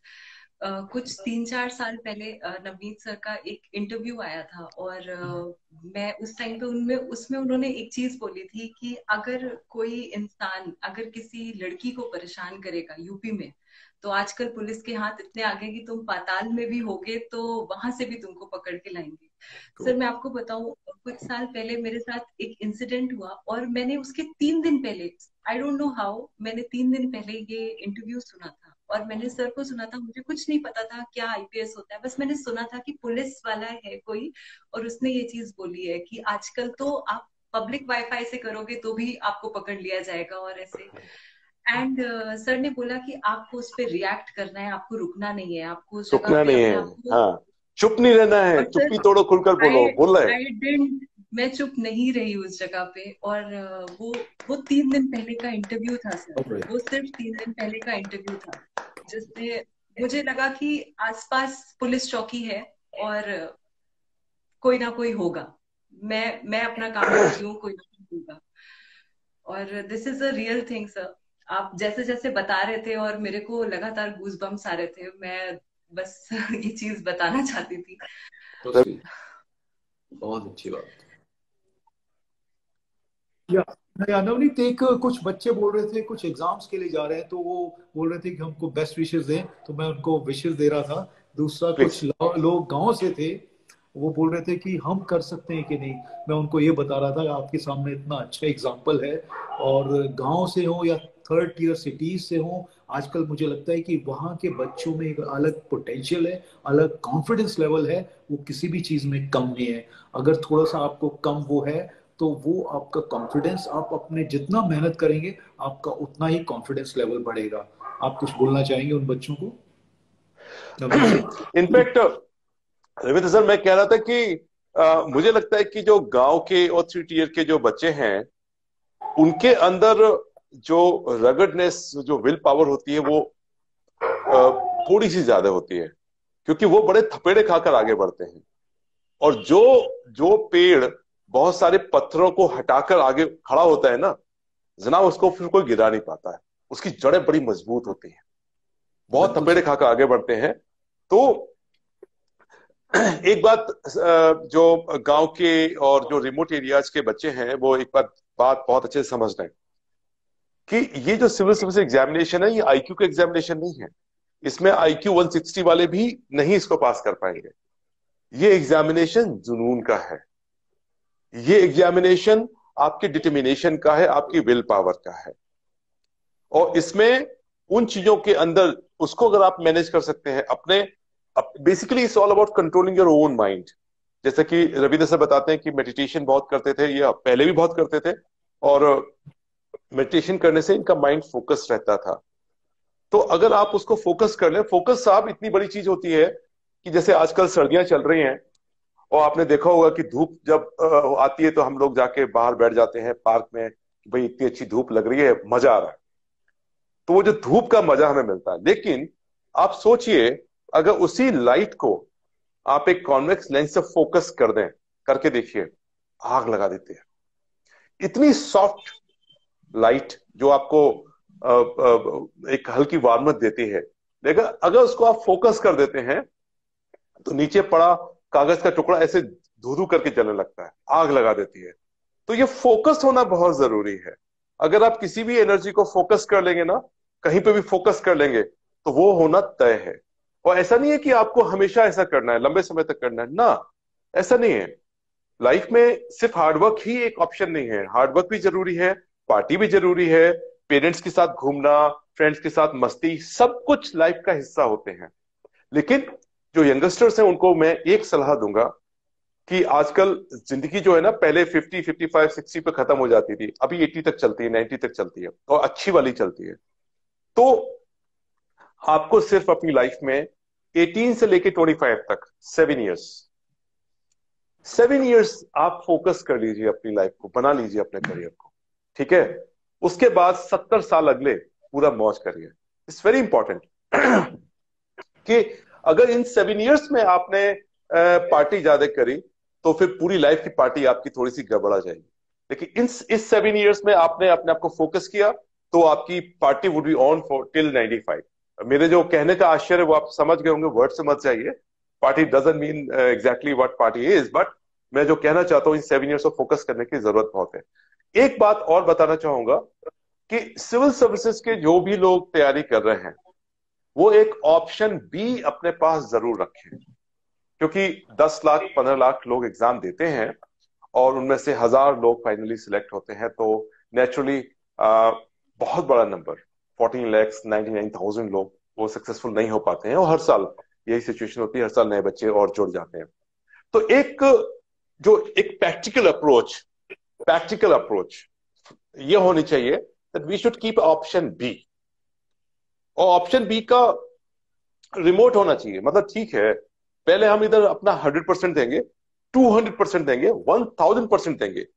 In case we fail, we don't fall on the ground, there is option B, there is a platform, we land there. वहां से हम दोबारा अपनी जर्नी स्टार्ट करेंगे। तो मेरी छोटी सी एडवाइस होगी कि ऑप्शन बी जरूर रखें, फोकस से करें, और फोकस इतना अच्छा करें कि उस वक्त ये मत सोचिए कि वो क्या पढ़ रहा है। कई बार ये भी होता है कि आपका जो फ्रेंड होता है ना, कई मैंने देखा वो कुछ पढ़ के आएंगे और कुछ 4 बातें बता देंगे, मैंने ये, आप डिप्रेस हो जाओगे, इसको कितनी नॉलेज है। आप यकीन करिए ऐसे डिप्रेशन में बिल्कुल मत आइए, ये ट्रैप होते हैं, आपको डिस्ट्रैक्ट करने के ट्रैप होते हैं। पता चला कि आप यूजलेस चीज पढ़ना शुरू कर दोगे उसके चक्कर में। नो, अपना फोकस बना के रखिए और इस तरीके के ट्रैप से बचिए। और अब रविंदर सर, मैं, हम लोग अवेलेबल हैं, इंस्टा पे भी हैं, फेसबुक पर भी हैं, और आप यूपीएससी से या एग्जाम से रिलेटेड कोई चीज पूछते हैं तो उसमें हमें जरूर लिखें, और I would love to reply, Ravinder sir would love to reply, क्योंकि हमारी हेल्प से अगर आपने कुछ कर लिया तो आप यकीन करिए आपकी तो लाइफ बन जाएगी, लेकिन हमको बहुत खुशी होगी, हमको ये कहने को मौका मिलेगा, देखो हमने भी थोड़ा सा इसमें अपना एफर्ट मांगा। रविंदर सर, बहुत अच्छी बात कही नवनीत सर आपने। In fact we are there with you whenever you feel like, if you are stuck somewhere, if you feel कि मुझे कुछ समझ में नहीं आ रहा, मैं क्या करूं, मैं फंस गया हूं, मैं आगे बढ़ ही नहीं पा रहा, तो आप उस समय भी बात कर सकते हैं। और हम लोग आपके साथ हैं बिल्कुल। और ये बहुत अच्छी चीज़ है कि इस माध्यम से हम लोग आपसे बात कर रहे हैं। बिल्कुल सही एक चीज़ बोली थी नवनीत सर ने कि हमारे समय में इतने लोगों से हम इंटरेक्ट ही नहीं कर सकते थे। Now you have heard about the officers and these officers are talking to you. It is such a big thing. Take advantage of this. और ये एडवांटेज मैं इसलिए नहीं बोल रहा, मैं सिर्फ ये बोल रहा हूँ कि आपको पूछने का कम से कम एक माध्यम तो मिल रहा है, और सिर्फ उसको आगे बढ़ाने की जरूरत है कि हाँ, हमने जो गलतियां की हैं वो गलतियां आप ना करें। हाँ, आप हम तो यही चाहेंगे कि आप जो सुन रहे हैं फर्स्ट अटेम्प्ट में आप लोग इसको क्लियर करें। करेक्ट। तो B focus, it is such a nice thing which you mention कि फोकस होना लाइफ में जरूरी है। अगर आपका फोकस ही नहीं है तो मुझे लगता है आप भटकते रहेंगे, कभी ये कर लूं मैं, कभी वो कर लूं। वैसा नहीं हो। अब ये चीज करनी है तो बी फोकस्ड और वही चीज के पीछे पड़े रहिए। दुनिया तो कुछ ना कुछ बोलती रहेगी, लोग बोलेंगे। आपकी तरक्की से कई बार आपके रिश्तेदारों को भी प्रॉब्लम होती है, आपके दोस्तों। थ्री इडियट्स का वो जो है, जब वो आप टॉप कर लेता है ना दोस्त, तो बहुत बुरा लगता है। फेल हो जाता है, नंबर कमाते तो चलता है, वो टॉप करते हैं ना, अपने दोस्तों को भी प्रॉब्लम होती है। तो ये चीजें होंगी। Grow, be out of it, think differently. और जो डिफरेंटली और स्मार्टली सोचते हैं ना, वही आगे बढ़ते हैं। करेक्ट। ये रविंद्र सर ने बहुत इस बात अच्छी कही है। ये वर्ड यूज नहीं कर पाए थे प्रिया हम लोग, कि हार्ड वर्क करने से आपको सक्सेस मिलेगी, नहीं, आपको स्मार्ट हार्ड वर्क करना है। सिर्फ हार्ड वर्क करने से सक्सेस नहीं मिलेगी, आपको स्मार्ट हार्ड वर्क करना है। स्मार्टनेस, आपको क्या करना है, गार्बेज नहीं करनी है, इतनी सारी किताबें नहीं पढ़नी है, आपको सिलेक्टेड बुक्स पढ़नी है, सिलेक्टेड मटेरियल पढ़ना है। और मुझे एक एडवाइस किसी ने दी थी, मैं वो बोलना चाहूंगा दोबारा से सिविल सर्विसेज के बारे में, that you should know something about everything, you should know something about everything and everything about something. ये सिविल सर्विसेज का एक मूल मंत्र होता है। कुछ चीजें पे आप मास्टर होने चाहिए, थोड़ा थोड़ा सब कुछ पता होना चाहिए।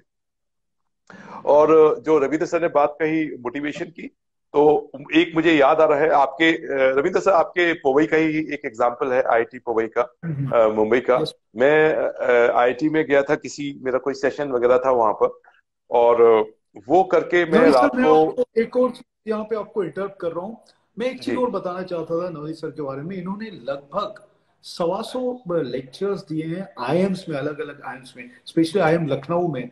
काफी समय से ये देते रहे हैं और ये काफी इंटरेक्ट करते हैं लोगों से, बच्चों से, और जो आईएम के स्टूडेंट्स हैं उनसे। Please continue. अरे वो आप सुनिए, मजे की बात सुनिए। तो शाम को मेरे ख्याल से कोई फंक्शन था या कहीं मुझे जाना था, तो मैं बाहर निकला। और आपको पता ही है, मुंबई में आके मैं कभी टैक्सी वो कार वाले बैठने में मुझे मजा नहीं आता, बिकॉज मुझे वहाँ ऑटो में बैठने का मजा मिलता है, वो यहाँ नहीं हम ले सकते। तो मैंने क्या? ऑटो बुलाया और ऑटो में बैठ के मैं निकल लिया वहां से। तो थोड़ी देर देखा कि एक स्टूडेंट मैंने देखा, पीछे बैकपैक लटकाया हुआ था, और वो भी ऑटो को जाने के लिए बोल रहा था। तो मैंने देखा, तो फिर मैंने कहा रुको, स्टूडेंट है, इससे पूछ लेते हैं, इसको रास्ते में ड्रॉप करने को छोड़ देते हैं। तो उसको मैंने अपने साथ बिठा लिया, और फिर हम लोग बात करते हुए आए। फिर पूछा तुम कहाँ जा रहे हो, तुम कहाँ जा रहे हो? तो उसने बताया कि सर इसी रास्ते पे है, मेरा थोड़ा सा आगे है, आप आपका पहले पड़ेगा। मैंने कहा प्रीटी गुड, आप बैठो। वो आईटी का ही बच्चा था, और हम लोग फिर रास्ते भर गपशप मारते गए, काफी दूर जाना था। फिर ऑटो वाले को मैंने फुल पेमेंट किया, यानी उस लड़के को जहां तक जाना था उस तक का मैंने फुल पेमेंट किया। मुझे पता है कॉलेज के दिनों में पैसे वैसे नहीं होते, पॉकेट बिल्कुल खाली होती है। So I paid the entire money. और बोला नहीं सर मैं देता हूँ। मैंने कहा नहीं नहीं, तुम नहीं, जब तुम्हारा जॉब लग जाएगा तब तुम मुझे एक ऑटो राइड कराना, ठीक है? बात आई गई हो गई, भूल गए हम लोग। मेरे ख्याल से 2008-9 की बात हो गई। 2013 में उसका फोन आया, सर ऑटो राइड ड्यू है आपकी। मैंने कहा कि बिल्कुल, अब बताओ कि किस खुशी में। बोला सर मैंने भी आईपीएस बन गया, अब मैं भी आईपीएस बन गया। उसने सिविल सर्विस क्रैक कर लिया। और हो सकता हो मेरी बात कभी ना कभी आपके इसको देखेगा तो उसको याद आ जाएगा। मैं उसका नाम अभी याद नहीं कर पा रहा हूँ। मेरे ख्याल से 13 या 12 बैच का वो आईपीएस बना। मुझे इतनी खुशी हुई कि वो ऑटो राइड, देखो ये लम्हे होते हैं, मोमेंट्स होते हैं। वो ऑटो राइड मुझे आज तक याद है उसकी, कि उस ऑटो राइड में हमने बहुत सारी बातें की। उसे सिविल्स के बारे में बहुत पूछा मेरे से, तो मैंने उसको बहुत बताया अभी। तो मुझे लगता है शायद उसमें से 1%, 0.1% थोड़ा सा मेरा भी योगदान उसमें रहा होगा। That gives a good kick to us. Ravindra sir. बिल्कुल सही बोला आपने। Knowingly and unknowingly we inspire people. और हमको पता भी नहीं होता हम क्या, हमारे एक्शन से, हमारे कंडक्ट से, हमारे कम्युनिकेशन से हम लोग डायरेक्टली इनडायरेक्टली इंस्पायर करते रहते हैं। और ये हम सबका काम है, इंस्पायर कर।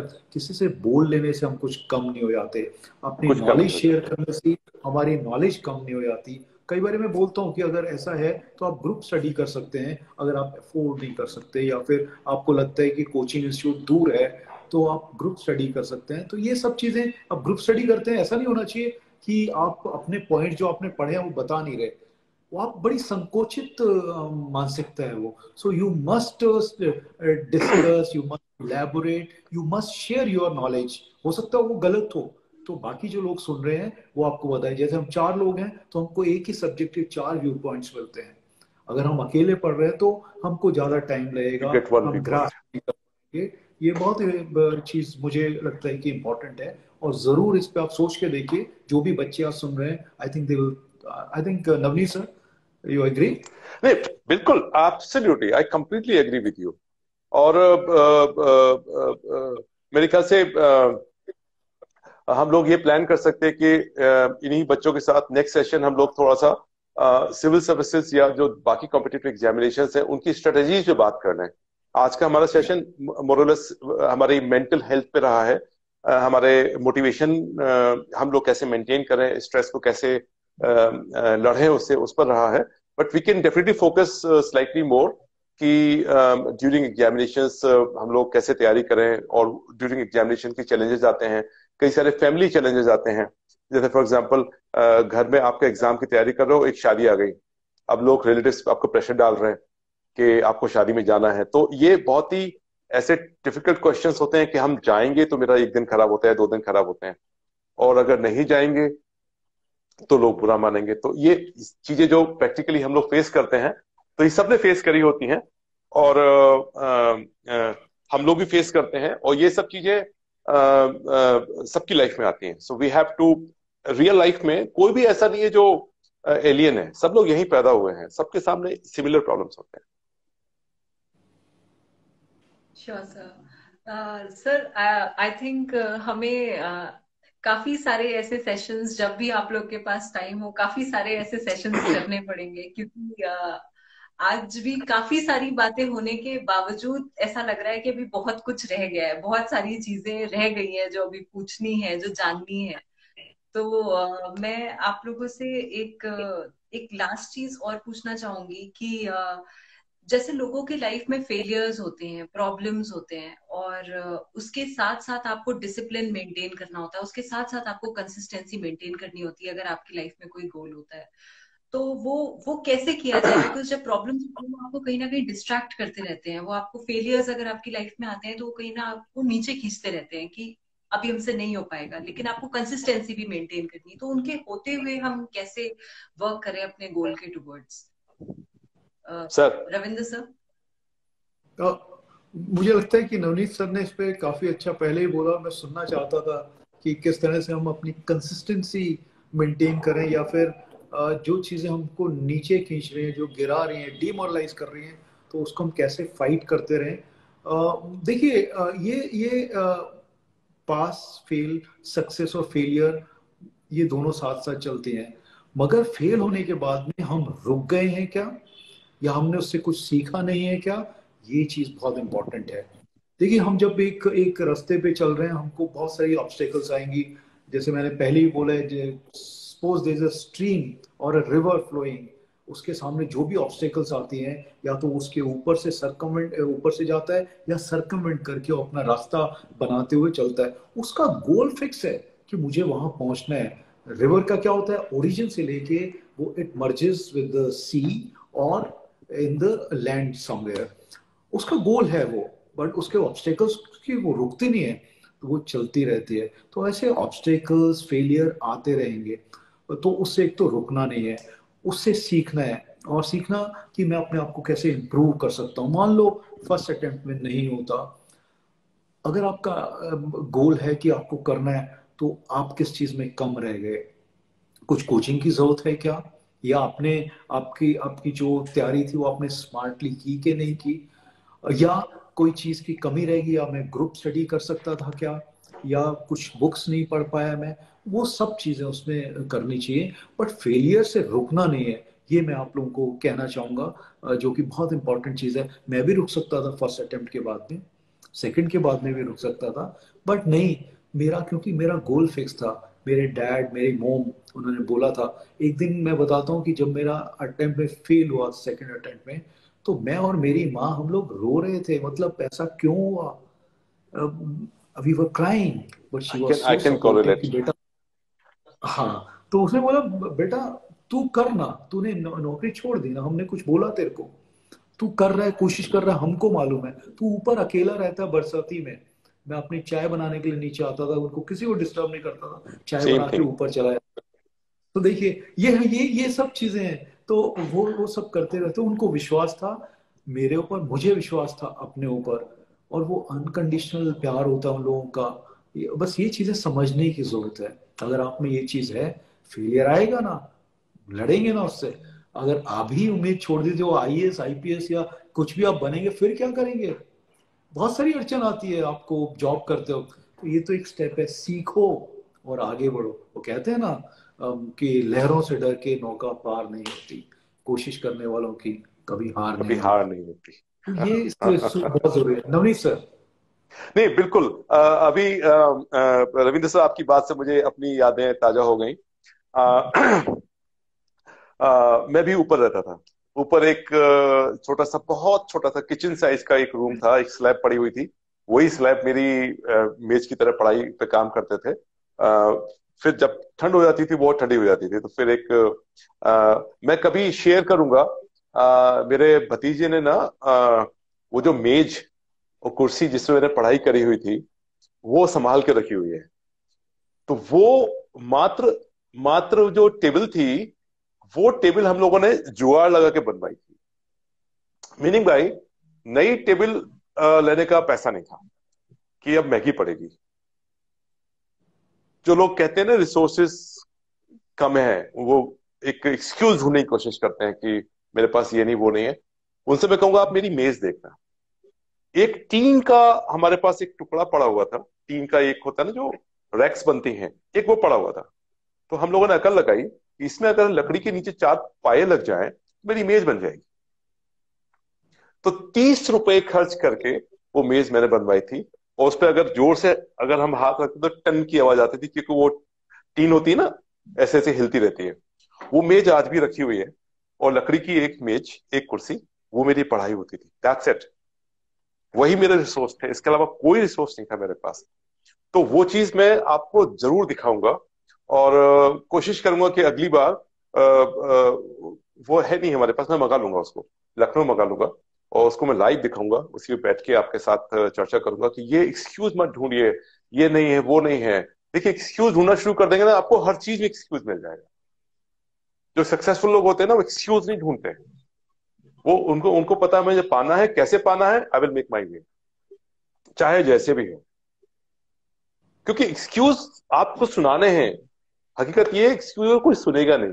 No buddy gives a damn to excuses. आप बोलते रहिए, एक्सक्यूज सिर्फ अपने आप को कन्विंस करने के लिए होते हैं। Nobody is really keen to listen to excuses. और रविंद्र सर, जो आपने बात कही, ये मेरा बहुत बड़ा मोटिवेशन है, जो मेरी मदर ने बचपन में सिखाया था। नदी का एग्जाम्पल दिया था उन्होंने। और मैं बड़ा लड़ंग था, लड़ाई वड़ाई करता था, बहुत जल्दी जल्दी कूद फान करता था। तो उन्होंने ये कहा था कि बेटा, नदी को देखो, नदी, गंगा नदी को देखो, इतनी बड़ी क्यों है?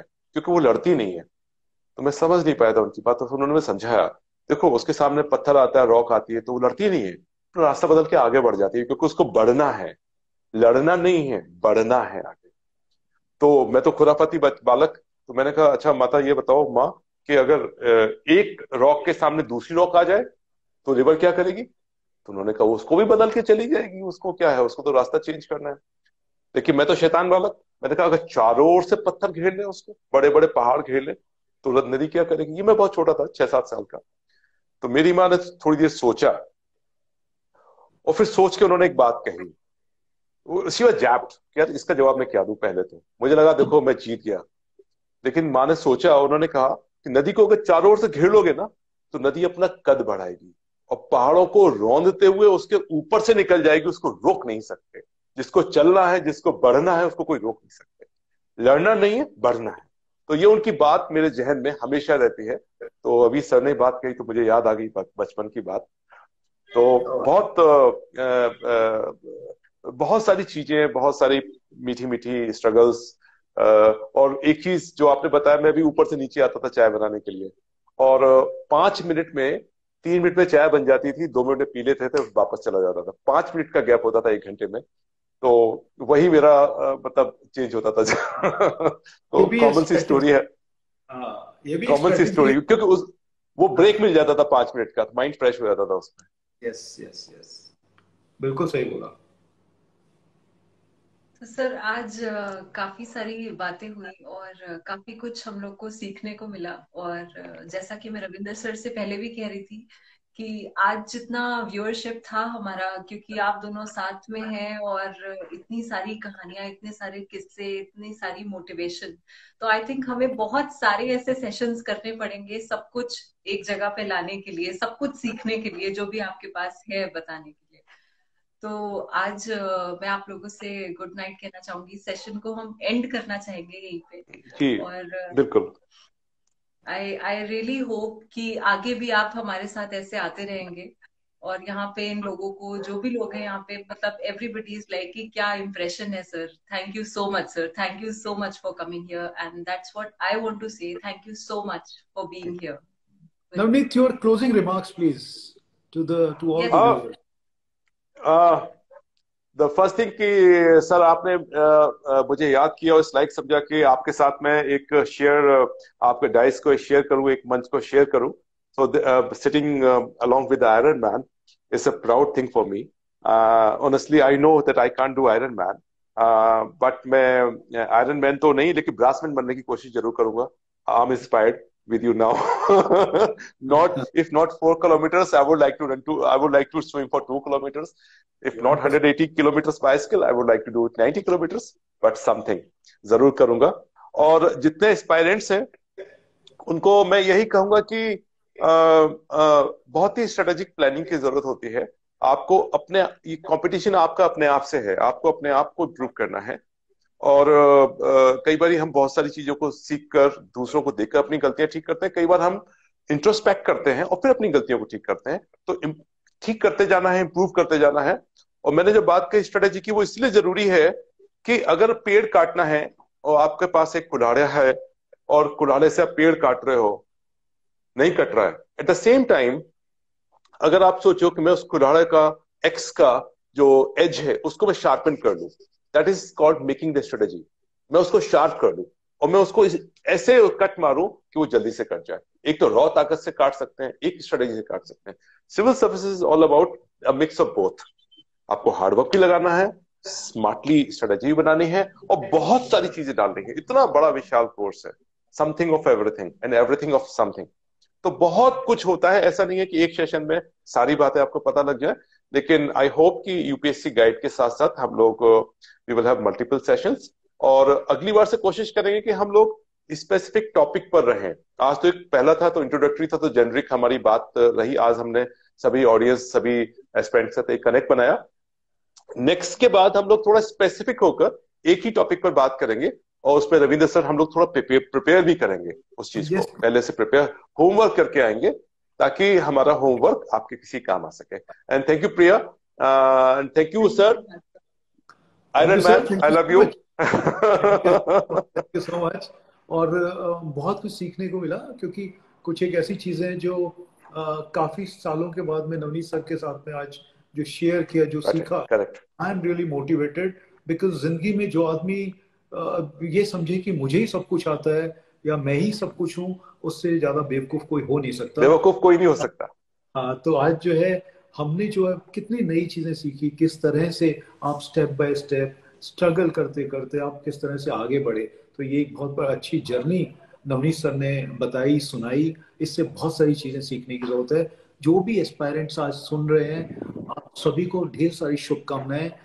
Please have faith in your self, और आपके अंदर अपने ऊपर विश्वास है, फेथ है, तो आप किसी भी चैलेंज को एक्सेप्ट करके उसके ऊपर उसको जीत सकते हो आप। तो ये जो जीत है अपने ऊपर रखने की, विश्वास रखने की बहुत ही जरूरत है। आप बिल्कुल, कुछ लोग तो कुछ ना कुछ कहते ही रहेंगे, वो लोग क्या कहेंगे करते कुछ हैं, ना, आप, उनका हाँ, काम है कहना। उनका काम है कहना। तो आप उनको अगर इंपॉर्टेंस देंगे, उस पर अगर टाइम वेस्ट करेंगे, तो आपसे ज्यादा बेवकूफ कोई हो नहीं सकता। तो आप उन चीजों को क्या इग्नोर करना है, ये भी बहुत इंपॉर्टेंट चीज है। क्या पढ़ना है, वो बहुत इंपॉर्टेंट चीज है। तो जैसे जैसे आप स्टेप बाय स्टेप जितना ज्यादा इन्वॉल्व होंगे, तो आपके रास्ते, आपकी विजन उतनी ही क्लियर होती रहेगी। प्लीज आप इस चीज को समझने की कोशिश करें। बहुत सारी शुभकामनाएं। और यूपीएससी गाइड, आपका भी बहुत बहुत धन्यवाद। Priya, thank you so much for being so patient, you heard both of us. Last thing, आज बसंत पंचमी है, आज बसंत पंचमी है और मैं पंजाब में बैठा हुआ हूँ, गुरदासपुर में। तो बसंत पंचमी की पंजाब से सबको बहुत बहुत शुभकामनाएं। आप बहुत अच्छा करें लाइफ में, और लाइफ में कभी ना कभी एक बार हमारे जितने एस्पायरेंट्स हैं उनके साथ हम लोग कभी टकराएं, या हम लोग कोई ऐसी चांस बनाए जहां हम लोग टकराएं, एक साथ बैठे, चाय पिए, गपशप मारें, और आपके हम रिव्यूज सुने, जिंदगी को मीठा बनाएं, और ऐसे ही प्यारी सी जिंदगी चलती रहे, हम सबकी हेल्प कर पाए। यही शुभकामनाएं। Thank you so sir much. Actually जब हम लोग जब कहीं पे पहुंचते हैं, किसी एक जगह पे, किसी एक पोजीशन पे पहुंचते हैं, तो वो पोजीशन हमारी मेहनत होती है, हमारा डेडिकेशन होता है, वहां पे जाके कुछ ना कुछ काम करते हैं। लेकिन हम जब उधर पहुंच के कुछ बहुत अलग काम करते हैं, अच्छा काम करते हैं, अपनी रिस्पॉन्सिबिलिटीज को सही से निभाते हैं, तो हम बहुत सारे और लोगों के लिए इंस्पिरेशन बन जाते हैं। और आप उसी तरीके से हैं हमारे लिए। और आज मुझे बिल्कुल एक शिष्य जैसी फीलिंग आ रही थी, और ऐसा लग रहा था दो दो गुरु बैठे हैं सामने और मुझे सुनना है। बहुत अच्छा लगा सर, बहुत अच्छा लगा। Thank you so much, thank you so thank much. You so much. God bless you. God bless you. Thank you sir. Good night sir. Bye. Good night.